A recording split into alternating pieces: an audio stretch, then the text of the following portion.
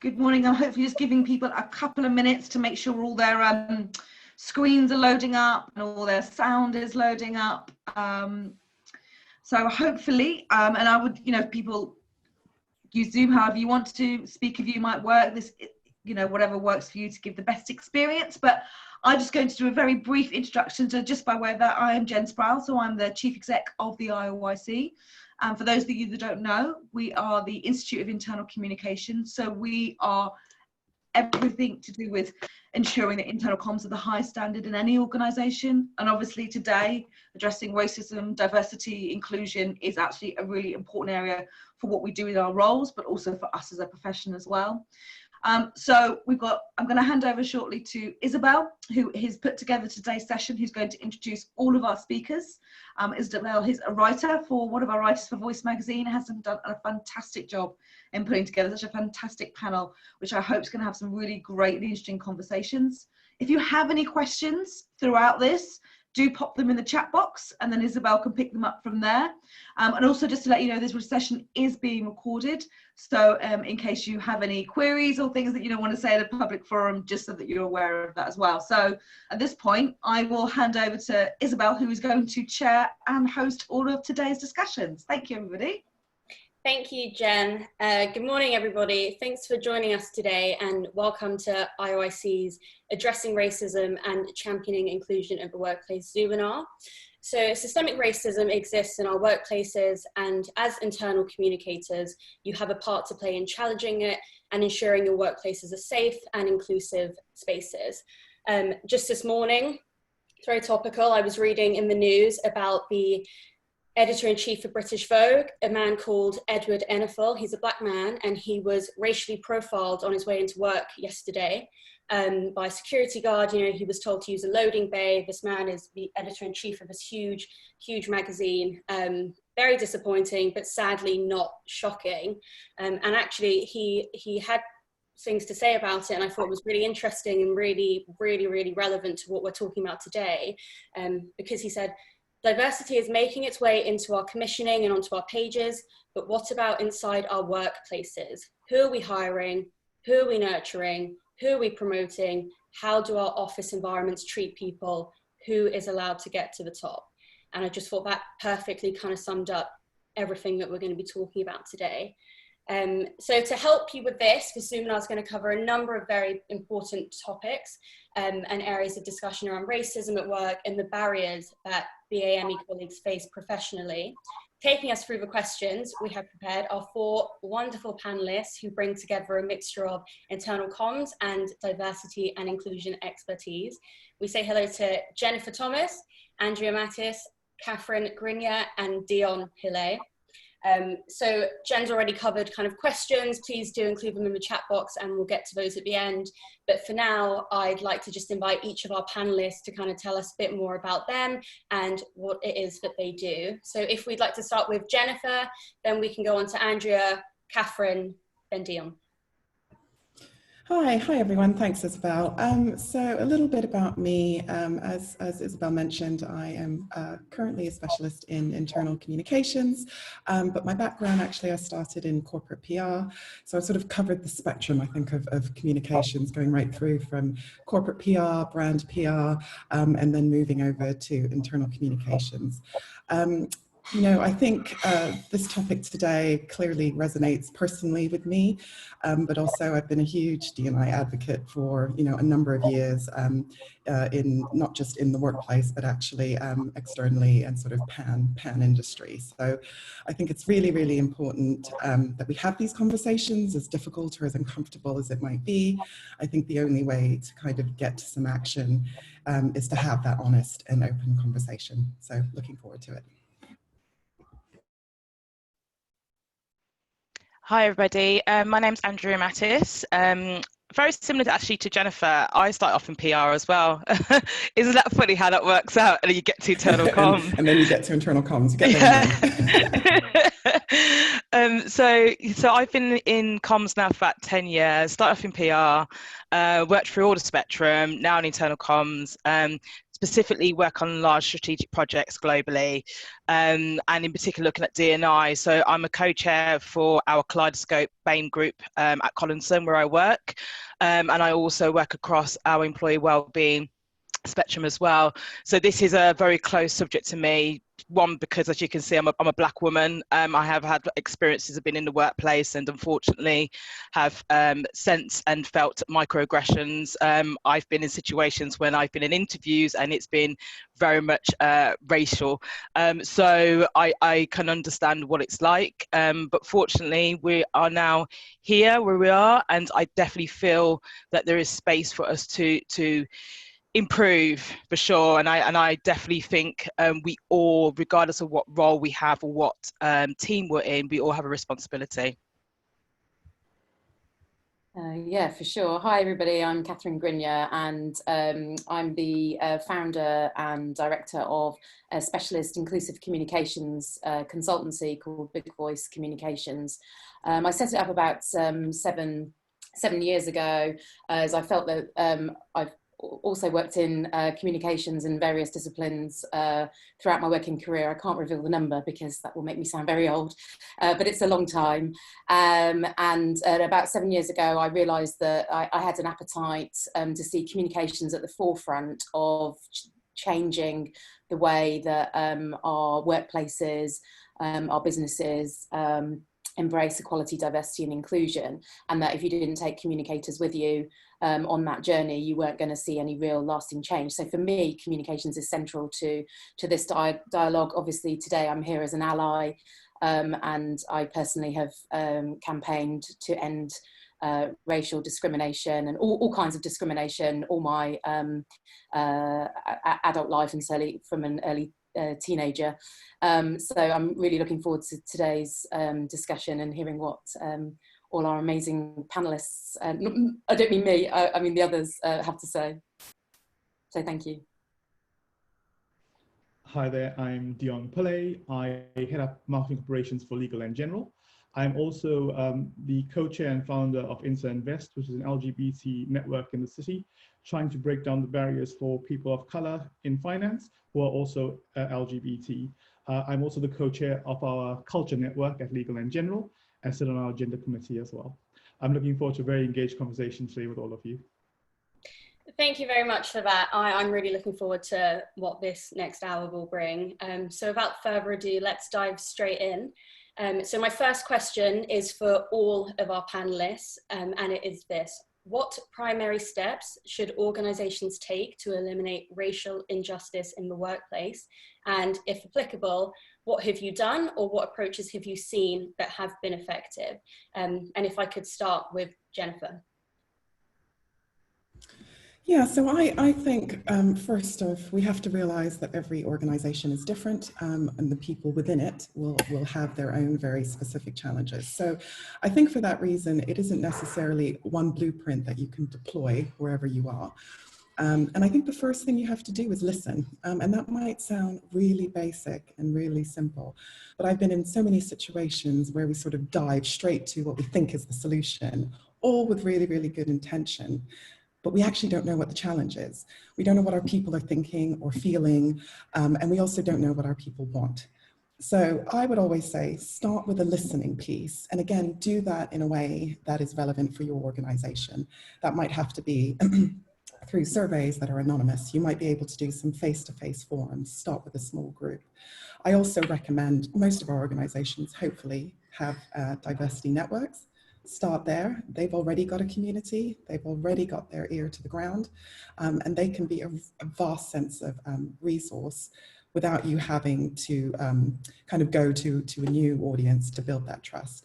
But listening is really important. I think when you do that and do that meaningfully, then you have to gather all of that insight, see what it's telling you, as hard or as difficult as that might be, lean into it, don't be defensive about it, and then come up with a plan collectively with the people that you're trying to impact. And I think that's also an important thing, with the people that you are trying to impact.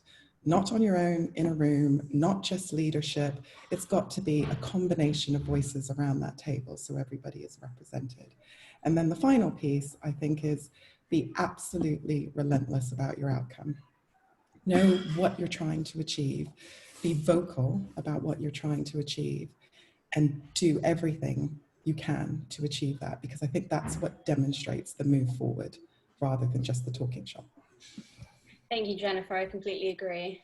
Andrea, what do you think? Hey, so I completely agree with all of that. And I was thinking about this beforehand. I think one of the things we have to think about is the type of culture that you have in your company as well. So if you're the type of company that's quite open to actually listening, but also open to new ideas, you're probably going to push things through just a little bit more easier than having been in an organization where, let's just say, everything's always been done in one particular way. So I think one of the things that has to be looked at is the type of organization that you've got and the kind of organization that you want to be, because that's going to determine the type of talent you're going to attract. And let's face it, the way that things are moving, 5 years and 10 years from now, people are now speaking up about a multitude of things. They're going to want more from the workplace. If workplaces don't offer a culture for that, they simply just won't work for you. They will find somewhere else that's going to invest in them, that's going to be inclusive, and that has the same values for them. So I definitely feel that's one of the elements. My second thing is about that there cannot be inconsistencies, and what I mean by this is when that kind of plan is created, like, there needs to be communications, and it needs to be quite vocal in terms of what we stand for and what we don't stand for. And if it's seen that actually there has been, let's say, a racist incident that's been somewhere, regardless of what level, whether you are at CEO, senior leaders, you mean managers, executives, no matter what level you're at, it needs to be seen by other people that you're taking it seriously. So it cannot just be an inconsistent thing where Joe Bloggs over there has done something and has got disciplinary, but I don't know, Barbara over here has said something at senior level but has managed to stay in her role, because it really shows up on people, in particular those who are affected. It shows a lot. So there needs to be complete consistencies through that. And I also feel with this, there needs to be consistencies throughout your leadership as well, and that can be quite difficult because, you mean, this conversation has massively exploded, and people at different levels, at different steps, and that's fine. Like, nobody's at the same kind of platform, and that's going to be a while, but it's about recognizing that and recognizing where we need to kind of pull people forward and help to be able to educate them, be able to have a bit of patience with another person and how they might not quite understand why saying certain things actually is quite offensive. So it's also having those consistencies throughout your leadership, which can be able to feed down to the rest of your organisation. Thank you, Andrea. And leadership is really important, and we'll actually come on to that a bit later. Catherine, what are your thoughts?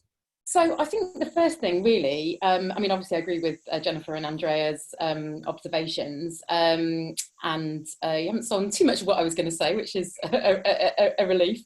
But for me, the very first thing any organisation should do is acknowledge that they've got a problem. And if they don't acknowledge they've got a problem, if they can't see they've got a problem, then the problem's much bigger than they could possibly imagine. So that to me is the first starting point. And then obviously comes all the listening and looking at the culture and where it's ingrained. But my take on this is really the role of communicators, and what an organisation says and does is amplified through its internal and external communications. So I would look to and this is work I've done with clients, to audit the communications internally and externally through a diversity and inclusion lens, to look for the use of language, the use of imagery, any sort of unconscious biases in the communications, and to build a picture really of where the organisation currently is. I know it's a slightly sort of different take on it, but it's a really helpful starting point, particularly also if you want to start that journey of culture change, because you can see where it may be going wrong, and where the wrong messages are being reinforced, where there are often organizations I work with, they've got great intentions, and they've got equality and diversity networks, and they've got policies and initiatives, but yet it's still it's still not working for them. And you know, and I believe that they haven't, you know, addressed their communications, and that hasn't sort of, you know, carried through. So that would be where I would start. You know, acknowledge you've got a problem, then really get to the bottom of what, you know, uncover where is it's going wrong. And the other thing is to really understand your audience. So it's first principles of comms, you know, who's your audience? And I did a similar sort of audit for a large airport near London, and they had a problem with their recruitment communications, and they felt they weren't getting enough diverse candidates through the doors. And so we looked at the boroughs surrounding the airport, and the demographics there, you know, all different kind of indications. We collated all that information to show them that talent pool was there. You know, the hiring managers were saying that, you know, we're not getting diverse applications, that those candidates aren't there, and they were, and they are. And then we looked at the communications, the recruitment communications specifically, all these sort of employee, you know, showcase case studies and on the kind of recruitment journey, and made some small but significant changes, and it transformed their recruitment. That's great. Thank you, Catherine, and thanks for that practical example as well. That's really interesting. Last but certainly not least, Dion. Yeah, I think some really great points already covered by Catherine, Andrea, and Jennifer there. Look, I think, you know, the most important thing for me was the point that you raised about listening. I think it's so important to listen to understand. And what I mean by that is, you know, we very often listen and we want to interject and sort of tell you my story and sort of not give you the opportunity to really speak your mind. And we need to remember that everybody has a very different lived experience, and therefore it's important to actually listen and understand what their challenges are specifically before trying to help find a solution to the points raised previously. The other thing is senior leadership buy-in and making sure that, you know, businesses are diverse at the board level, which, you know, we've been lucky to have at Legal and General. But it's also recognizing, you know, the points raised previously, that there are challenges still that, you know, need to be addressed. And it's working with what we call our culture network, because it's more inclusive. Because if you say it's a BAME network or, you know, an ethnicity network, it starts to exclude people. So making sure that your networks use the terminology that becomes more inclusive and celebrates people no matter what ethnicity they are, and therefore you get more engagement around that. Some other really good things we've done is, you know, signing up to the Race at Work Charter, because then people are being held accountable for it at board level, and it helps really make a difference for the individuals working in the company. But most importantly, is checking in with the actual people that are being impacted and ask them, what do you want from the business? What can we be doing more of? Because very often it's senior leadership making decisions or HR making decisions without actually engaging the people who are being impacted. So I think the more you engage with the people and ask the questions, we can help really shape and change the way businesses are being run at the moment. So those are a few of the things I think, you know, work really well. The most important from a communications perspective is make sure your house is in order before you go external. And we've seen this massive backlash, right? So when Black Lives Matter campaign started, everyone's out there saying, look how great our brand is and all these great things we're doing, and we're sympathizing or we're empathizing with you. We took a very different approach. We went internally first and made sure that we had our house in order to a fair degree. You know, is our board of exec leadership diverse? Yes, it is. Are we doing enough internally to help understand what the problems are? And the first 2 weeks we spent consulting with colleagues who are, you know, people of color, to ask them, you know, what is it that we're not doing? What can we do more of? And get the commitment internally from senior leadership to make a difference. It's an ongoing program. You know, yesterday I was on call. It's called LGIM Listens, and they're asking us questions from senior leadership. It's almost like reverse mentoring. It's tell us your struggles, tell us the real stories that happened in your organization. And they're taking this back, and they're going to sort of come back with a proposition around, which we'll talk about later on, all the great stuff that's going to be coming through for the future talent. But yeah, just ask the questions and then go out publicly and make your declarations of how you as a business are making a difference to communities and marginalized communities at large. Thank you, Dion. That was really interesting. Okay, so the next question is, what ways can organisations support colleagues from ethnic minority backgrounds, taking into consideration the fact that different groups will have different challenges and experiences? And I'd like to start by asking Andrea. Yeah, so for this one, and to not sound like a broken record, I think a real key thing on here is the education piece and the listening piece, and also understanding who you've got in your organisation. And sometimes not all organisations have data, so sometimes you have to go out for it and ask for it and explain in terms of, we need to know who you are so we can make sure we're doing right by you. And sometimes you have to run those campaigns. The listening piece is really, really key in terms of what people are saying to you, those different, like the different ethnic minority backgrounds, different cultures, the experiences that they're facing, some of the challenges that they might be facing as well. But I also think what is super key, and it's something that everybody can do, is the education piece. And that is just educating yourself and understanding that. So for example, for me, I'm a Black Caribbean woman. I'm a Black British Caribbean woman. I have my own experiences. I may have some that are similar to another Black British Caribbean woman. I may not, but they're not the same. Like, and the same way that I won't have the same experiences as a Black African British woman or Black African. I just don't. And that's why when there was a lot of kind of exploring and talking about, well, the George Floyd death happened in the US, it's not happening in the UK. There's two different things that are happening here. It's still happening, but it's in just different ways. There's different experiences, different challenges. So I think that's the key thing in terms of being able to show your support for ethnic minority backgrounds is actually about educating yourself and understanding that everybody has a different experience.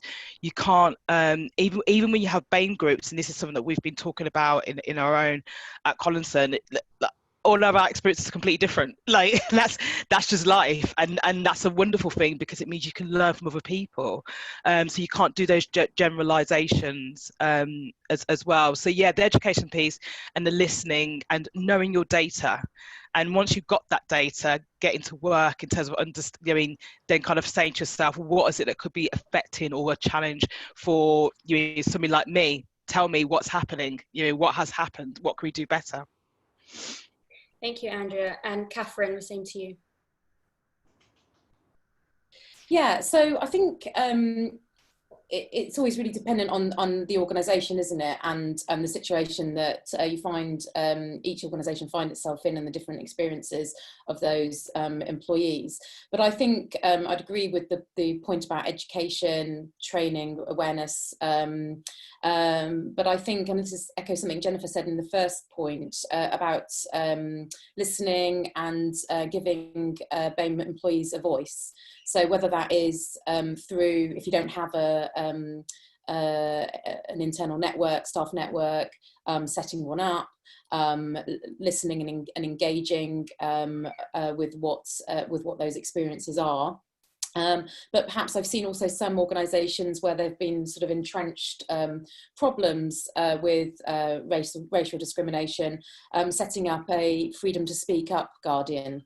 So a sort of safe, neutral person, sort of outside of the management, that employees can go and voice their experiences to, and know that it's the safe thing to do, and it will be listened to, and it will be fed back to those that need to take action on any of those, microaggressions or overtly discriminatory behaviour, that kind of stuff. So I think creating that space to allow that, and for us to have an informed conversation has got to be the way to go, I think. Great, thank you, Catherine. And finally, Jennifer. Yeah, so again, I agree with all of those points. I think an additional thing to think about, I always try and start with the gender equality debate, because we're comfortable talking about gender equality. Men have found a way to connect to the fact that we need more women in our senior roles in our workplaces. We can have quite a candid and honest conversation about why more women need to be at the top. Race isn't any different, and I don't think we should approach it any differently. So when we're setting up different programs, different ways to support women in the workplace, which we do without barely thinking about it, there is also nothing wrong with setting up similar programs and similar ways of support for a particular population of your organization. And I see that a lot of those things tend to happen kind of outside the organizations. We have to go somewhere else to get that support, or it will be from an organization that's what they specialize in. There is no reason why we can't do that within our own, you know, offices and workplaces. And I think, again, that would show that you're serious. It would show the support. It will start to build trust, because you're demonstrating that you're trying to move things forward. And back to what all the panelists, what we've all kind of said, everyone is an individual. And actually, when you can understand the individual journey, collectively, all of those experiences will point you to a direction of how you can support them as a whole community. So I think that's another thing that you can do. I think I'd also say, and again, Andrea kind of referenced it, BAME. I kind of have like a love-hate relationship with the term BAME. I think the danger, and I'll say the danger and the watch out, is that we're all sort of lumped into this lovely little acronym. There are assumptions, again, that we're all the same, all our cultures are the same, all our challenges are the same, so therefore you get a very generic, if at all, solution for this wonderful and eclectic group of people. Break up those letters. Again, go and figure out what the B in BAME really means, what the A in BAME really means. What does the M in BAME really mean? That's just sort of the collection of the other. You know, you have to kind of break it all apart and really try to understand that there are a myriad of pockets of individuals that sit under those 4 letters. And I can tell you now, a lot of the solutions that you might instinctively go to will not speak to all of them. Thanks, Jennifer. And yeah, I agree wholeheartedly about what you've mentioned about lumping together BAME. When it's used incorrectly, it can be very, very dangerous, actually. So the next question, it's for Dion, and it's something that you've already touched on. It's, why do you think diversity and inclusion initiatives and ethnic minority networks often fail to take off and establish themselves effectively in the workplace? And do you have any thoughts on what IC teams can do to help establish them? Yeah, thank you for the question. I think, you know, I alluded to this earlier on, and the reason why we don't call our network the BAME network is because that's what it started out at a couple of years ago. And we found very quickly there's very little traction from the business.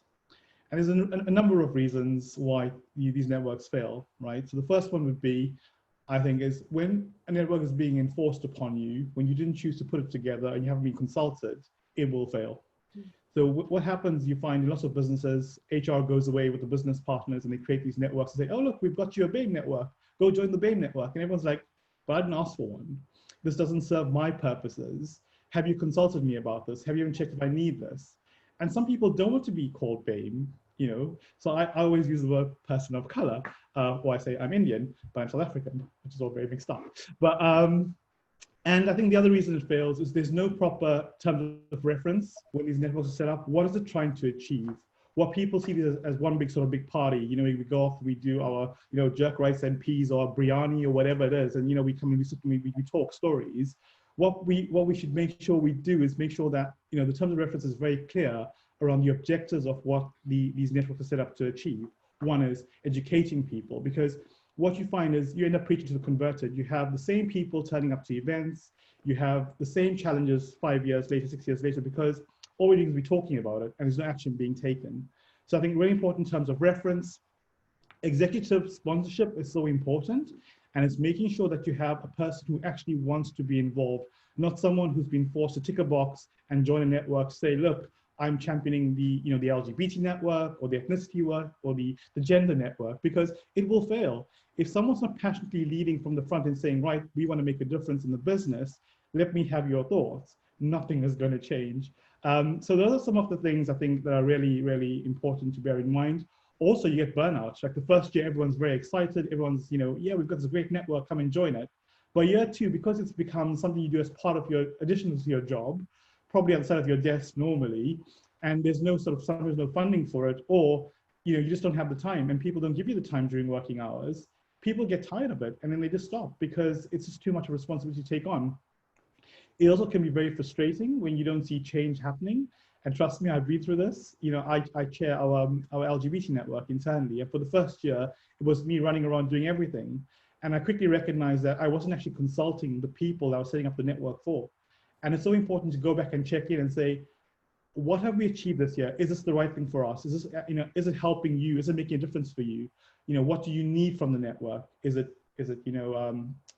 making sure that we have leadership programs for you? Is it making sure that we're reviewing the pay gap? What is it that you actually need from us? And it's so important to hear the voices of the people that you create these networks for. By calling it the Culture Club now, we're embracing all our colleagues and they all feel engaged and involved. By saying it's a BAME network, it's basically, oh, it's only, and people say, oh, it's only for the BAME, I'm a BAME, oh, I'm not a person of color, so I don't need to go to these networks. But those are the very people, your allies, you're trying to educate and change the narrative with. So it's important to make them feel included as well. I'll stop there. Thank you, Dion. That was really interesting, and you've covered quite a bit there, actually. The next question is actually about leadership, so it ties in quite nicely. And just a few stats to start off. So BAME people are poorly represented on most leadership boards.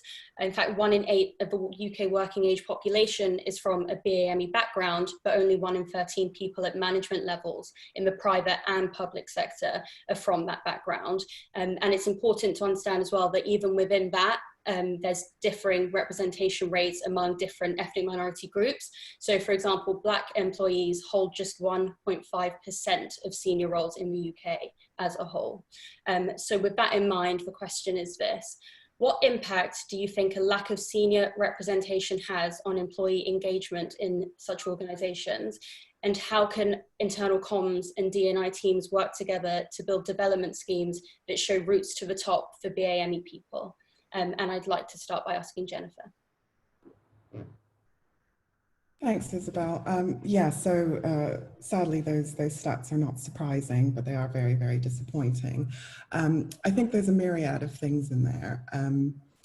If you don't have a diverse leadership team, board, exec, I think you're really, really missing a trick and you're missing an opportunity. When I sort of reflect on my own career and when I was sort of coming up through the ranks, I couldn't look and see anybody who looked like me.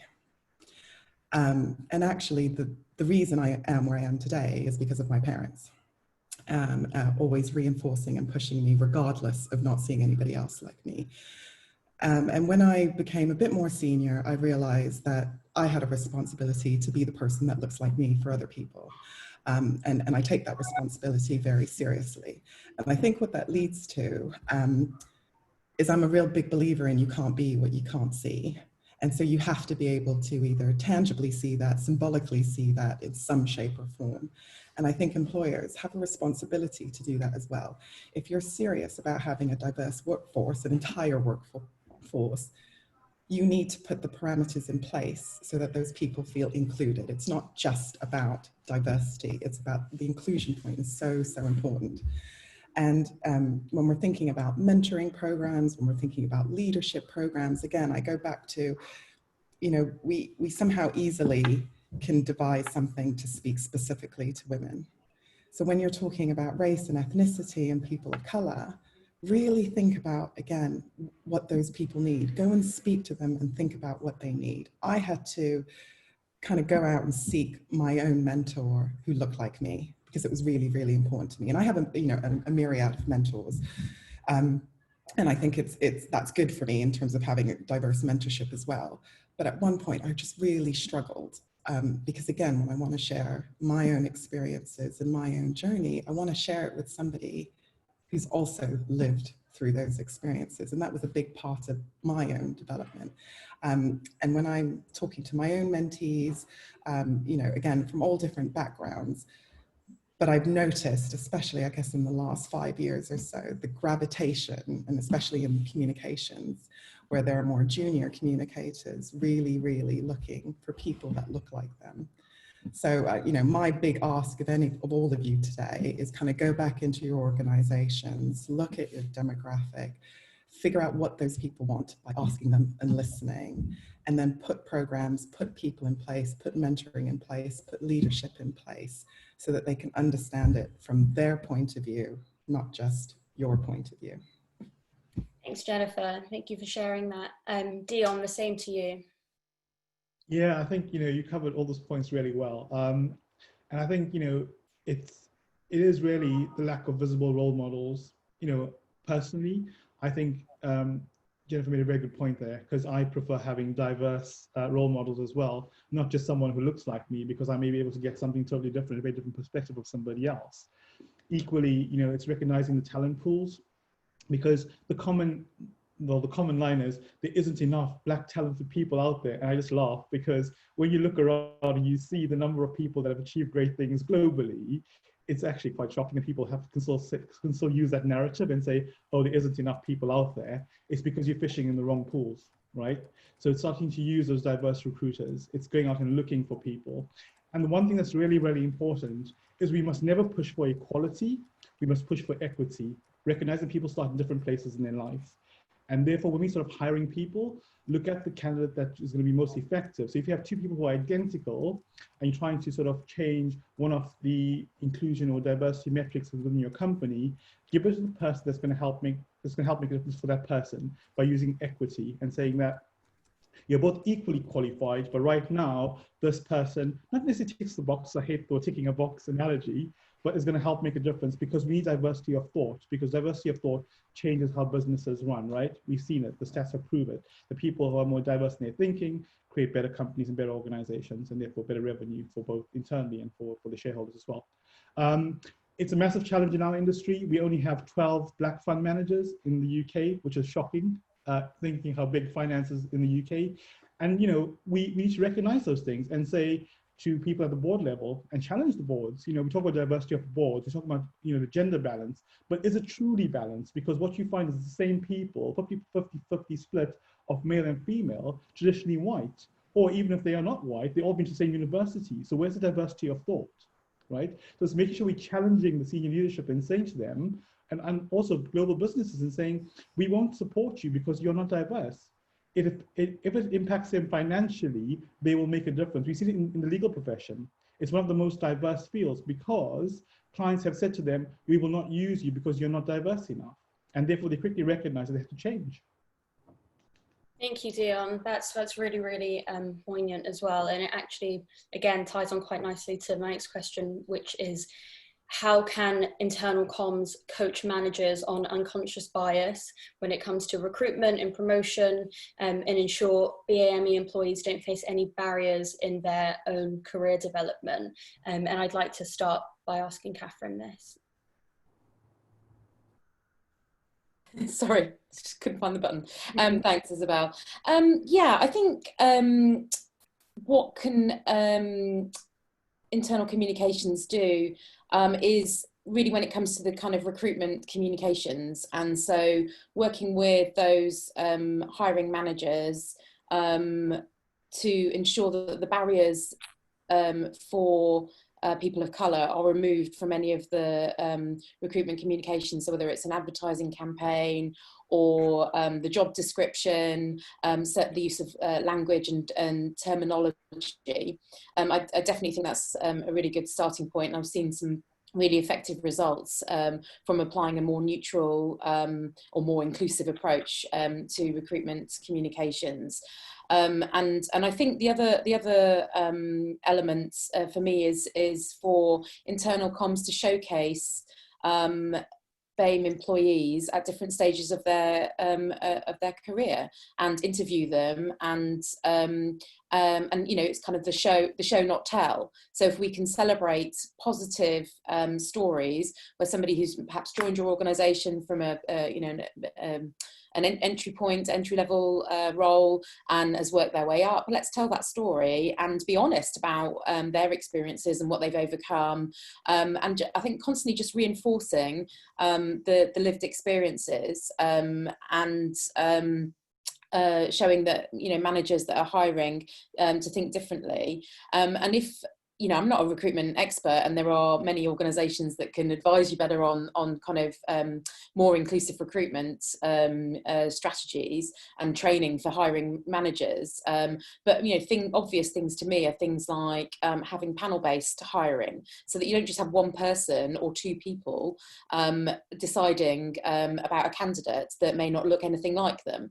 So ensuring you have a good balance of people on an interview panel. It does make it a little bit more of a terrifying experience for the person person on the other side, because they're having to kind of present to maybe three or four people.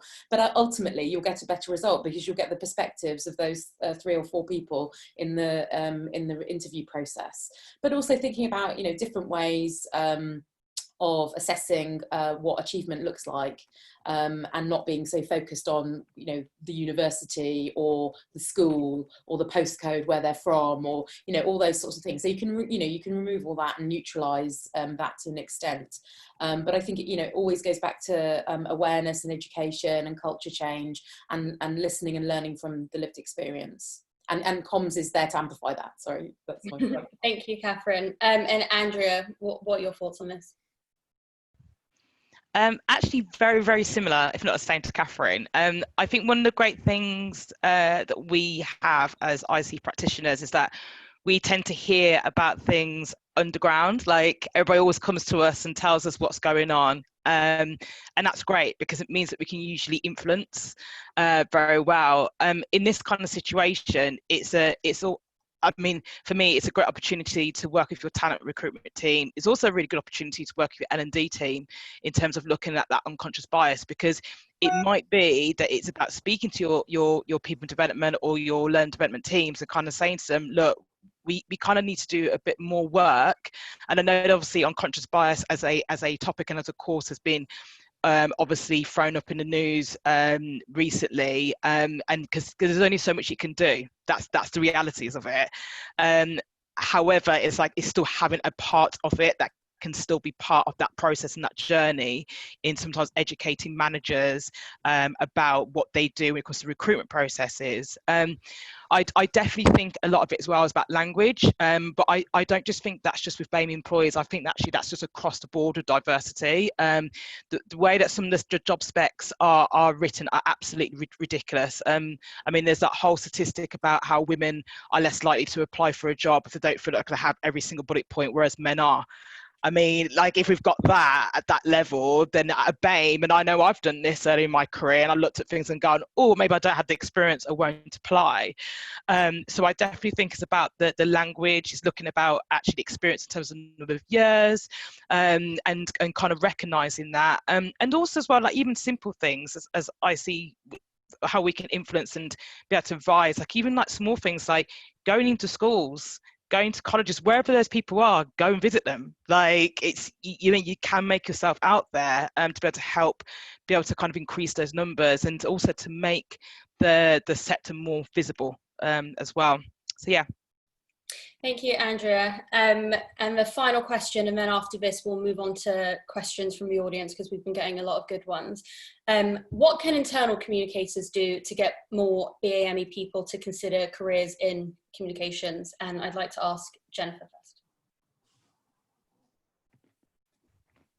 Yeah, well, I think just picking up on the last points, right, go into the places where these people are.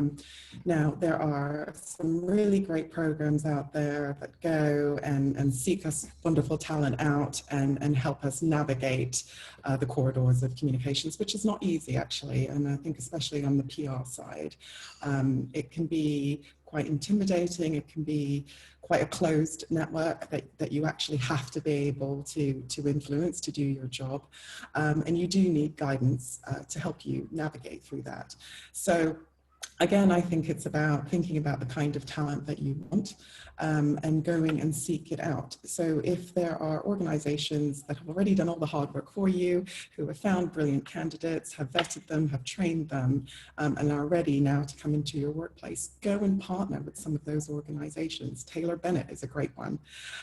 You know, there's an SEO organization that also looks at BAME candidates. There are lots of organizations out there, so go and do your homework and don't take the easy route that just says, oh, don't know where to find them, or, you know, there aren't any candidates. So I think that's a really kind of step one. The next point, again, is about inclusion, as I've talked about before.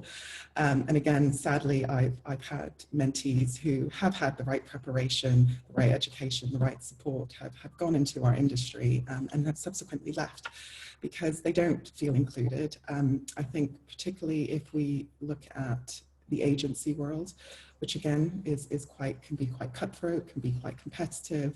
It's about who you know.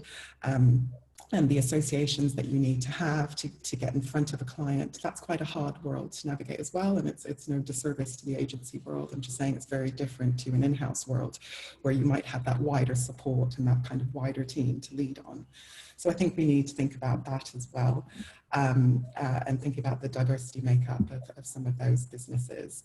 And then again, I think it's about bringing different thoughts and ideas to the table and different background. And I think, I'm going to say something slightly controversial, but I think sometimes communications can be seen as a bit elitist sometimes, and going back to the school you went to, the kind of education you have, whatever your linearship is, sometimes that is how it's looked at to get to those senior roles, if that's what you aspire to be. So I think as a sector and as an industry, we need to be much more open. We need to be willing to teach, learn, guide, mentor. I think there's great talent out there, but I think often we expect it to be polished from day one. And if it isn't polished from day one, we don't want it. So yeah, I think that is a first step to entice more people from BAME to come into our sector. Thanks, Jennifer. And Andrea, the same to you.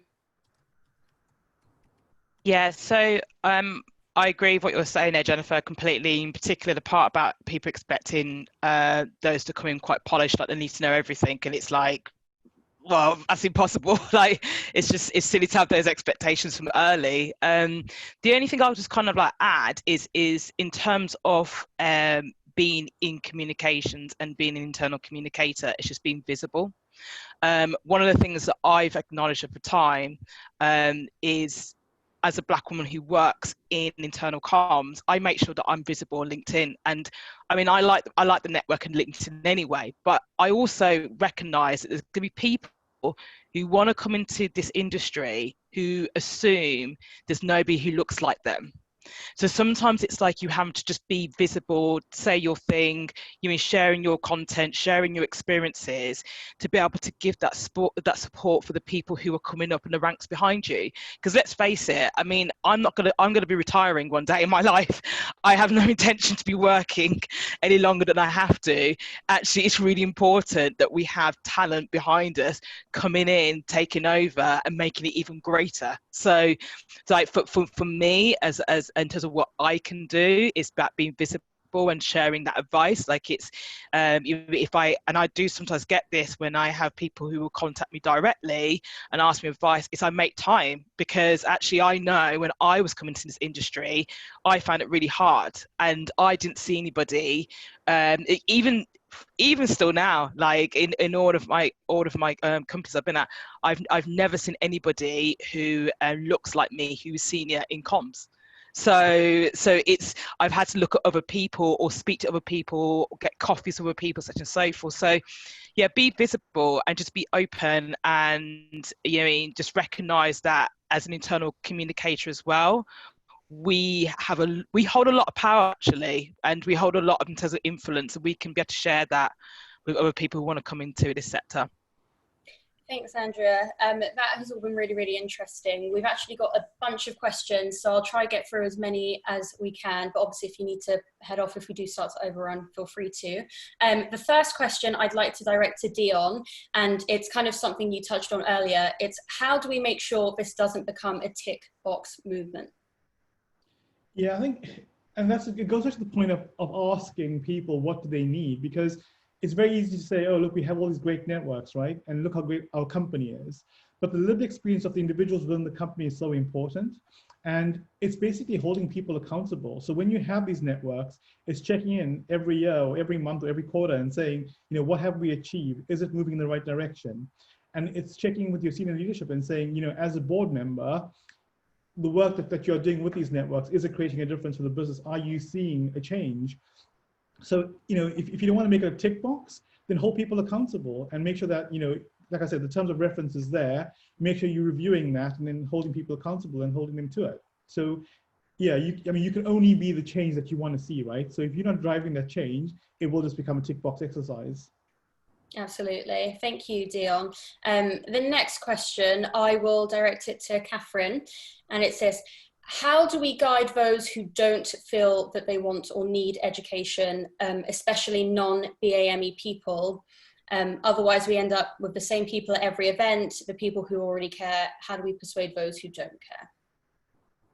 I get asked that quite a lot, and also actually in some of the workshops I deliver for communications teams, internal and external, you get a certain proportion of people in there that really don't think there's a problem, that they're, you know, or they're not part of the problem, and you know, they're sort of in denial. Fortunately, as an external person, I can be quite robust and challenge that and call that out, which I do.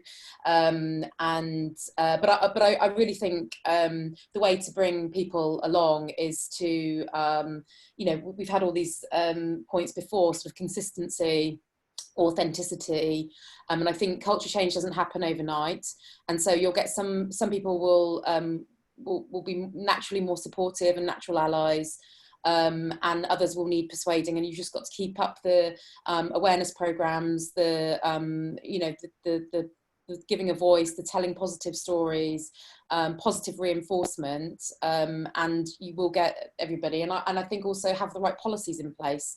You know, if you can point to policies and not just around employment, but about what's, you know, sort of codes of conduct. You know, so if you're running an event or something, you know, we will not tolerate this kind of behaviour or these kind of attitudes, and it will be, you know, it will be called out and it will be addressed. And I just think we need to be robust in our workplaces. We have that the opportunity to set out the environment and the culture that we all wish to work in. What happens outside of work, we sadly, you know, we can't influence to the same extent. But you know, I believe that we, you know, we can start and do that. And you know, I'm not under no illusions, it's not necessarily an easy thing to do, and there are resistors and people that we may never reach, but we can try every day, and every day I believe we win the argument a little bit more, and you know, that inspires me to keep going, because it's so important that we get this right. Thanks, Catherine. And our next question I'd like to ask Jennifer, it kind of links onto that. There's a lot that's been online about how, you know, white people and non-black people shouldn't rely on black people to talk about Black Lives Matter and to educate them, and also BAME people to educate them on matters to do with that.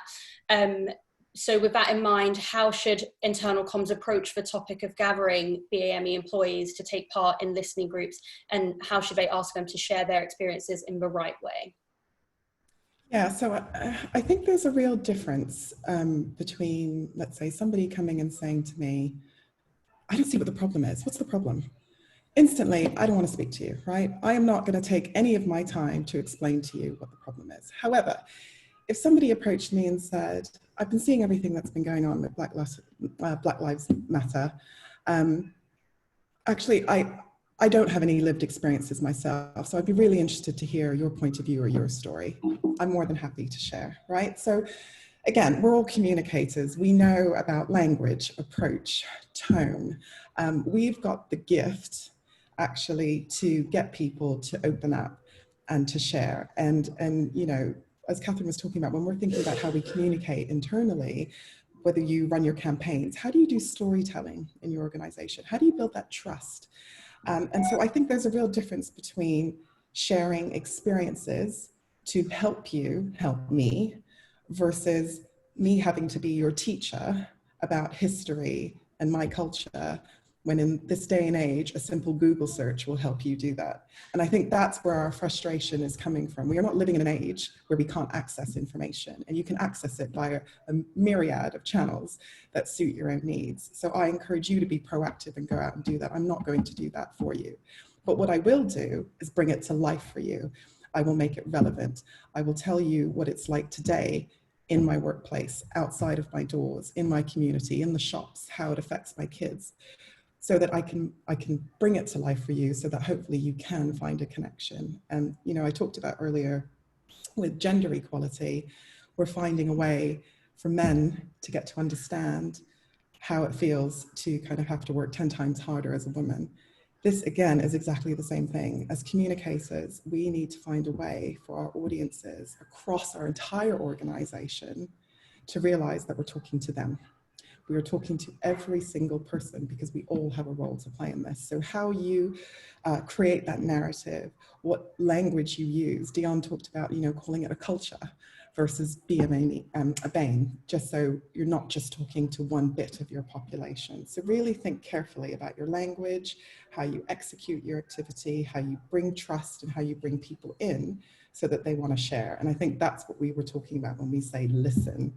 It's not about, I'm going to run a workshop for you to tell you about Black history. Thank you, Jennifer. And I think we've got time for one last question, so I'll ask Andrea this.